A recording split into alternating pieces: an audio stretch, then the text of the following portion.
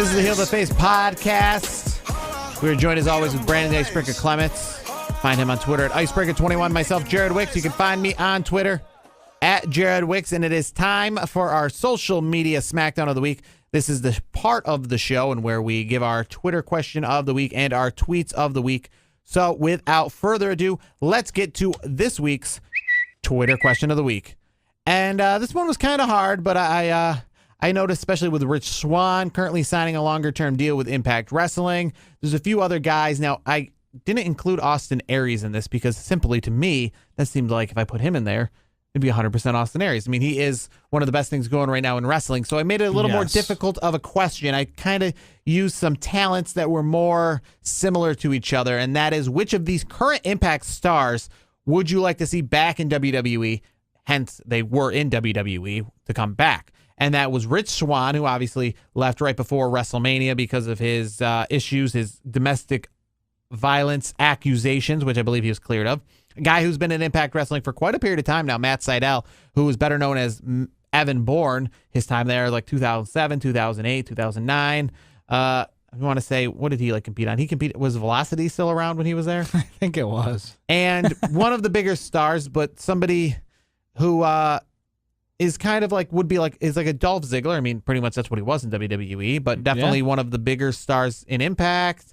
He's been up and down. He held the ECW World Belt. He never held the World Belt. Yeah, and then he held the Intercontinental Championship. So he's held some big belts, bigger than Rich Swann and Matt Sydal, and that's Johnny Impact, better known as Johnny Nitro. John Morrison. Also known as John Hennigan on the independent circuit.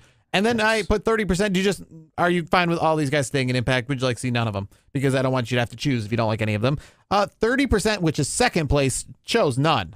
But 50% did choose Johnny Nitro, and then 10% evenly chose Rich Swann and Matt Sydal. I ask you this question. If you could see any of these guys back in the WWE, Monday Night on Raw, which one would you choose? I'm going with Johnny Nitro. I don't know why he hasn't been back in WWE. I think when he was there, I always enjoyed. He always put on a good show. I thought he was. He's got the look. He's got the in-ring ability. I thought he was good enough on the mic. To me, he's the full package that WWE looks for, and for some reason, he's just kind of been out there without. He's been Impact. He travels the indie circuit. He's been. And maybe he likes it better that way, because maybe they've tried contacting him to come back, and he's like Lucha did well for him. Johnny Mundo. He's been on the Netflix show Glow as one of the trainers on the show. I believe I've seen a few of the episodes. I wish he would come back. I think he would make for a good United States Intercontinental level champion, or contender, I should say. I think that would be good. I think it would add to the program. Maybe enhance the division a little bit. I just think he's a tremendous talent. He should be back in WWE. I would not be surprised to see him back in the WWE within the next, I would say, 2 to 3 years. I would probably pick. I would be surprised probably regardless. I mean, but maybe Rich Swann. I feel that he kind of didn't get what he maybe, let's say, deserved on his way out. I mean, he got kind of thrown out of the company. But I liked what Rich Swann was doing. And you know who else I think, and this is obviously there's only one person else left on this list, but Evan Bourne, I feel I would like to see what he would do in the current WWE. Kind of like Brian Kendrick. Brian Kendrick was in the early 2000s WWE, and they brought him back. A little bit different element. Same with Bobby Lashley. Last time he was in WWE was 2007, 2008. That's when Evan Bourne was there. So seeing Evan Bourne maybe in the newer WWE, since it's changed, I don't know what they called it at the time in 2008. I know there's the Attitude Era. After that was Ruthless Aggression. Yeah. I don't know what you called just TVPG. I just call it 2005 through 2012. I know the mid to late 2000s. The non-network era. I was just gonna say to me, the Miz and John Cena headlining WrestleMania era. Yeah, that was. Hey, Miz, I love the Miz, but back in that time, he was not ready for the main event. I definitely feel that the era has changed. Oh, yes. I feel that 2010 and 2018, those are two different eras. I don't people always say about Generation X and millennials and when does one end and when does start. I think that these are definitely two separate things. I think that 2007 and 2008 WWE is different than now. And I'm not saying because one was TV 14 and one's not, because that was TV PG. I'm talking even the TV PG. I'm talking even the high definition, similar to what we see now with the one entrance way. And there's one constant this entire time. Randy Orton. Well, John Cena too, I guess. Yeah, but Randy Orton's been he's been more of the full time. I get yeah. No, I understand. I mean, yeah, John Cena definitely, but Randy Orton's been he's shown up more. Yes. Yeah, Randy, and it's crazy because he's almost I can't believe he's almost 40. It's hard to believe he's not 40 yet. I mean, he seems like he's been around. You turn on 2002 Survivor Series, and there's Randy Orton. Yeah, but I mean, he was such a young champion. Like, he's been around. He's been, what was he, 24? When he beat Chris Benoit for the belt at SummerSlam? I think it was 24. It's crazy that he's not a bigger star. It's crazy that he's been in as long as John Cena. He doesn't get the recognition. Transcended into that. I don't think he gets the recognition he deserves. I'm not saying he's Dolph Ziggler, but he to the non-wrestling audience, he's similar to that. He's just full-time wrestler. He's that Cal Ripken, that guy who just comes to work every day, that if you're a fan of the sport, you know him, but if you're not a fan of the sport, you don't know him. Yeah, I mean, that's the thing. Randy Orton to me, he doesn't get his due compared to Cena.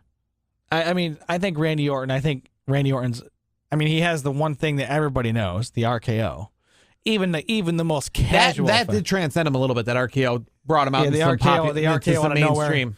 I mean, that helped him, but he's not, his notoriety isn't, like John Cena. John Cena, like, he's a movie star, he's this, he's that, he's on a, reality show. Like Randy Orton, I think Randy Orton likes the way he is, though. Because I think Randy Orton just seems like a very private guy.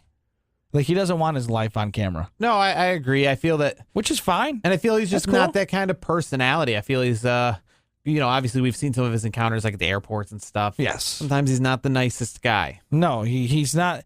Well, Brock Lesnar doesn't like taking pictures of anybody, from what I've seen. Well, Brock Lesnar also, though, isn't trying to be John Cena. And I can understand why Brock Lesnar's not John Cena. With Randy Orton, I can see why he's not John Cena because of that fact. Brock Lesnar, that's a different person. But Randy Orton gets a bad rap, but a lot of it's not Randy Orton's fault. Not to say it's Randy Orton's a saint by any means, but like, why are you trying to take selfies when the guy is trying to work out? Like, do you think I would get pissed off if I'm trying to get my workout? You've never seen John Cena really get that. Like, you've never heard any bad stories about John Cena. Not even like one. Not even like no. Everybody loves with Randy Orton. You've heard some. Sexually harassing the women, all sorts of stuff. A lot of that stuff, like I heard, like he pretty much yelled at a fan, like, dude, I'm trying to work out. Like, literally, I've heard him yell at a fan on YouTube when, he's leaving the ring or something like that. Somebody slaps his hand or something like that, and he's, don't touch me. Don't touch me. Or he just, somebody does something stupid, pulls a little swerve on him. And my thing with Randy Orton, like, let the guy work out. He is a human being. Like, if I was at the gym and I saw Randy Orton working out, I would, if I had time, I'd get my workout in, obviously, and then, wait till he's done, and then, maybe catch him before he leaves and say, hey, can I get a quick picture with you? That's the right time to do it. You don't do it when he's in the middle of a workout. He's got his headphones in. He's probably trying to pump the iron, get himself, ready to, get a good workout in. He doesn't want to be bothered. Who wants to be bothered when they're working out? So, just saying. Long story short, he's picking Johnny Nitro. Yes.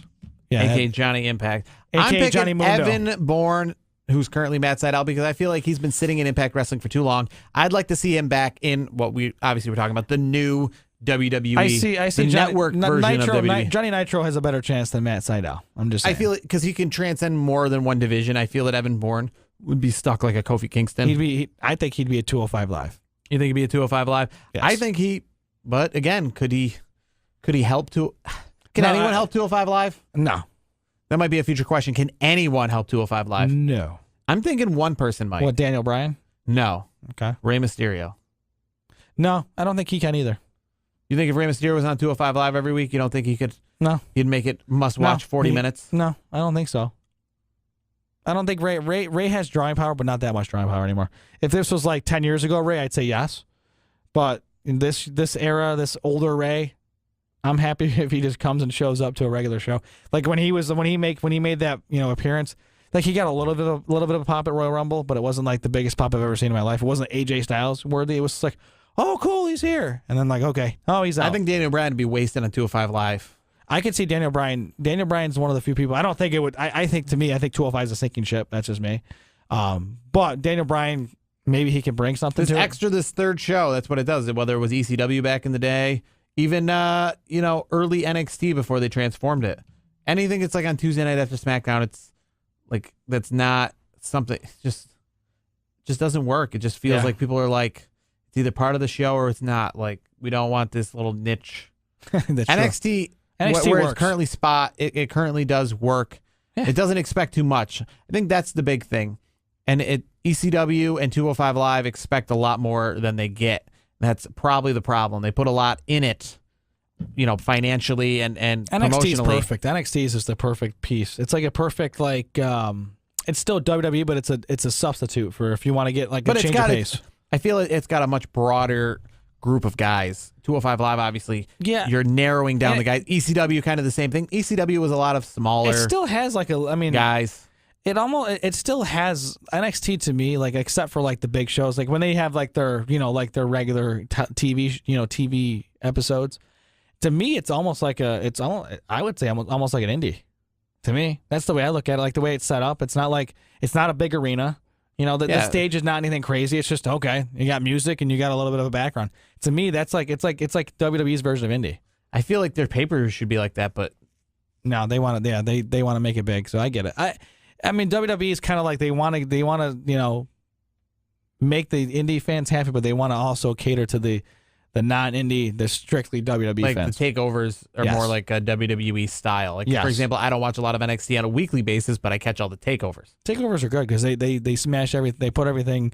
All the big names are in it. NXT's got a lot of great names down there. And man, it's good to see. I mean, I can't wait to see the next takeover coming up. All right, let's get to our tweet of the week. We'll start with you, Brandon. My tweet of the week is pretty lame just because it's been a week. It's been hard to find anything spectacular, so I was trying to do what I can. So hopefully you start off with something good. Yeah, it's been a tough week too. With my tweet of the week, it goes out to at Dr. I hope I'm saying this right. Zayas God? Daniel Torkel is the name. It's not, it's kind of more of a point. It's not like, the tweet was like, that's so funny. This tweet makes me think a little bit. So the tweet says, I think the obvious steps here is Daniel Bryan puts his career on the line versus The Miz at SummerSlam, #SmackDown Live. And that's kind of prefacing the conversation we had earlier in the show about Daniel Bryan versus, Daniel Bryan and Miz, cutting that promo, on Tuesday night. To me, what do you think? I kind of want to pose this tweet into a question.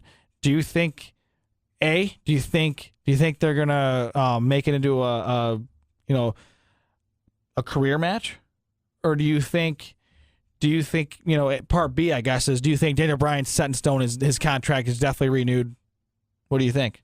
I don't think they make it a career match. I think it's straight up just a regular match. Maybe down the line they might have like a rematch that is a career match at the next pay-per-view. Okay. But I feel that right now they're probably just going to go like WrestleMania style. They just go for the match right away and then maybe add stipulations to it and further down the line to keep it fresh. A.k.a. Brock Lesnar, Roman Reigns needed a cage match the second time around. AJ Styles and Shinsuke needed last man standing. But the first time around, it was just a straight-up match. Yeah. So I feel at SummerSlam they're just going to give us a straight-up match because we're just intrigued enough. We don't need any stipulations to want to see them in the ring. If we want to see them in the ring again, we might need a stipulation because we already saw that. So what's different this time around? True. But the first time is just good enough. Now, I do. It wouldn't be cool if we didn't, send our condolences. You're going to steal my tweet of the week. I just pulled this out. Yes. And I was like, I like this tweet better. And just because I wanted to make mention of this on the show. Yes, we couldn't do our show justice. We've had a lot, these. In one day, we had 3 superstars pass away. The one that a lot of folks in my era, our era, Grandmaster Saxe, a.k.a. Brian Christopher, a.k.a. Jerry the King Lawler's son. We lost him on Monday. And then if you go a little bit further down, Nikolai, he passed away, Nikolai Volkov. Nikolai Volkov wasn't, to me, as much a surprise as... Well, yeah, obviously Brian Christopher, because Brian Christopher's much younger, but Brian Christopher has had his moments. of trouble. Yes, he has, and it's very sad. Very sad to see. Grandmaster Sexay, as they like to call him. Yeah, Grandmaster Sexay, and then also we can't forget Brickhouse Brown from back in the day as well. So we've had three unfortunate passings. Yeah, I mean, I hate saying it like this, but the way Grandmaster Sexay's life was going, the more recent stuff, it didn't seem like he was in a good place, and it's very unfortunate. So, I read a lot about the story. I won't go too much into it. I mean, everybody that's listening to listen to our show or watching the show, do some research on it. It's a very his story was very sad, and the way it ended was even sadder. I'll leave it at that. They never did anything good though with the fact that he was obviously Jerry Lawler's son. They never really did anything good ties to Jerry Lawler. I feel that would have made him like that kind of persona, like they do with Curtis Axel, similar, or they never did any sort of like Junior King, Burger King Jr. or anything like that. Prince Lawler. They never did anything. They never used the Lawler name. They should have. And so my tweet of the week is from the Scotty Too Hottie, and he has a picture of them all together in the ring on a SmackDown. He said, "This is the last time that the three of us were in the ring together.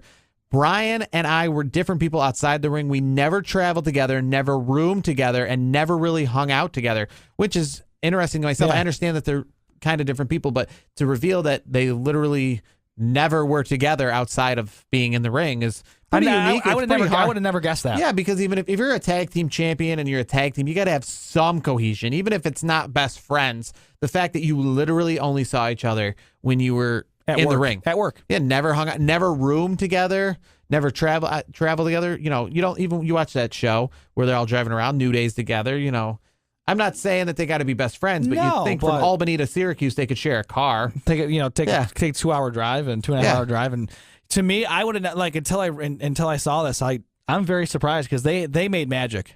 Yeah, that's what he says here. But every single time we went through that curtain, we made magic together, magic that will never be replaced. We were too cool. I will miss you, BC Brian Christopher. So you know what? I think that's probably the better way. Let's go off instead of our traditional exits. Let's go off this week with some Too Cool music. So that's how we're going to end this week's show. For Brand the Icebreaker Clements, you can find him on Twitter at Icebreaker21. Myself, Jared Wicks. If you're watching us on YouTube, this was our social media smackdown of the week. Look for our other videos, including our topic where we broke down this week's Raw and SmackDown. And if you don't follow us already on YouTube, make sure to follow and subscribe to us on YouTube. For myself, Jared Wicks, Brandon Clements, this has been the Heel to the Face podcast on Sports War Radio, Rat Pack Radio, iTunes, and iHeartRadio. Until next week, we'll be off the week of SummerSlam. So next week, we'll be giving you our SummerSlam predictions. So you'll have an extra week to digest them before the biggest party of the summer. For Brian Christopher and Too Cool, we'll never see this tag team back together again. Rikishi, Scotty Too Hottie, and Too Cool. But we can go out with the theme song. That was probably one of my favorites when I just got into wrestling Agreed. in the year 2000. No better time to be a wrestling fan than then. Till next week, this has been the Heel to Face podcast.